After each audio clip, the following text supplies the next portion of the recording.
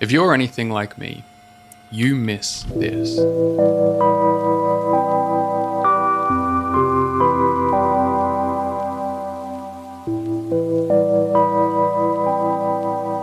It's sort of unexplainable. You miss a vibe, a feeling, an atmosphere. These photos of old early 2000s locations make me feel so weird inside. It's all so familiar, yet so unreal at the same time. I lived through these moments, but my memories are now so distant and faint that it's hard to relive them in my head.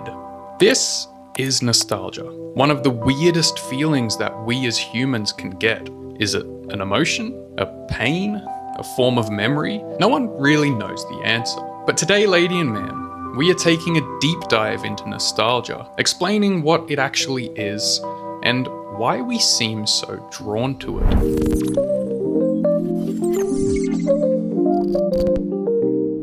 There's definitely something strange about finding an old photo from your childhood. Not the ones that are staged and smiling, but the ones that were captured during an off-guard moment. A picture of a birthday party in your backyard, or maybe it's a photo of your old school hallway. You look at these things and feel something, a strange warmth, but also sadness. You're not just looking at the past, you're feeling it.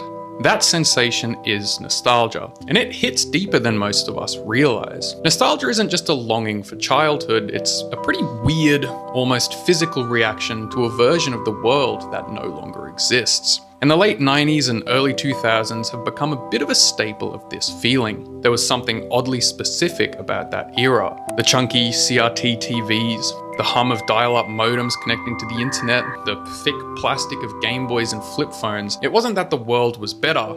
It was obviously slower and a lot more analog, but somehow everything felt a lot more personal. You might see a photo of an empty shopping mall with lino floors and plants that are probably fake, or a food court table that you swear that you've sat at before. These images are called liminal spaces, and they actually have a very weird tie to nostalgia, but we're going to get into that shortly.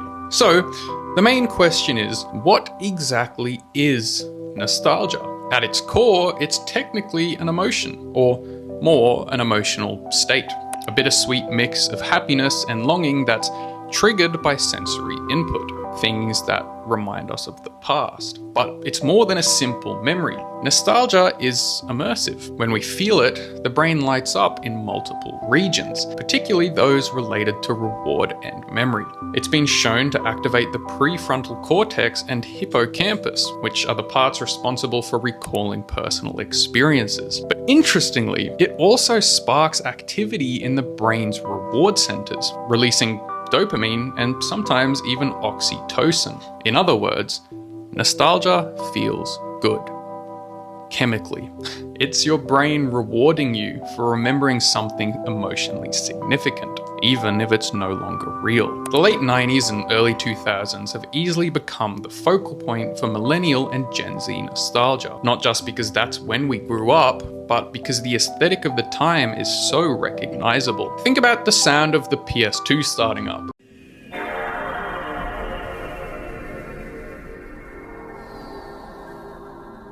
Or when it would turn red from corrupt files and scare the shit out of me as a kid.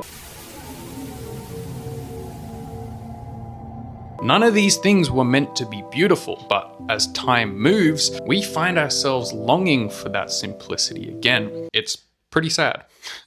I genuinely have an internal crisis every time I think about how I'll never be able to experience all of that ever again. I'm not kidding.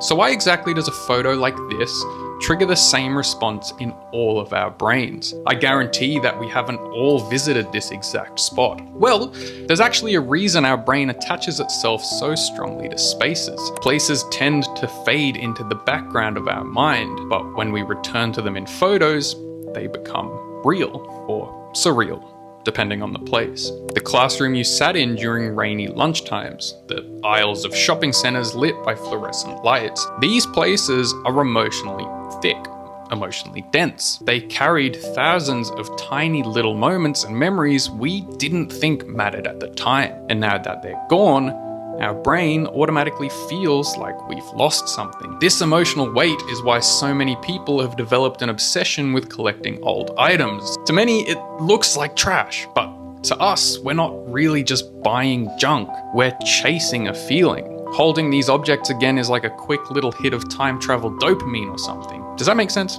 It's irrational and probably even a bit of an unhealthy way of coping, but it is human. Nostalgia helps us cope with uncertainty and change, and a lot of us are scared of letting go. Maybe it's something we should all see therapists about instead of watching a dude talk into a spoon for 8 minutes. Or you could do that too and subscribe while you're at it. I don't know, that'd be stupid.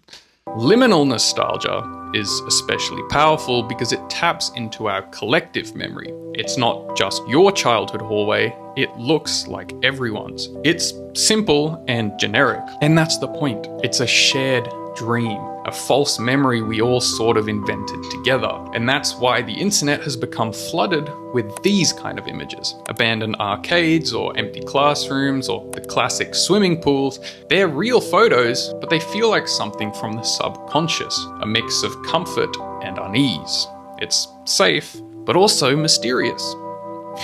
There's actually a psychological term for this blend of feelings, anamoya. It's nostalgia for a time you've never actually experienced. It explains why people born after the year 2000 still feel nostalgic for things they didn't actually live through. The vibe alone is enough to create the emotion. It's not always about a literal memory, but more of an emotional state, a craving for a time when things felt slower, even if that is just an illusion. Nostalgia reminds us that we're always changing, that we've left versions of ourselves behind, and when we see a photo, we don't just remember it, for a split second, we return. And that's the magic of it, but it's also the tragedy too, because no matter how vividly we feel the past, we can't stay there. We will never be able to stay there. But maybe that's the point.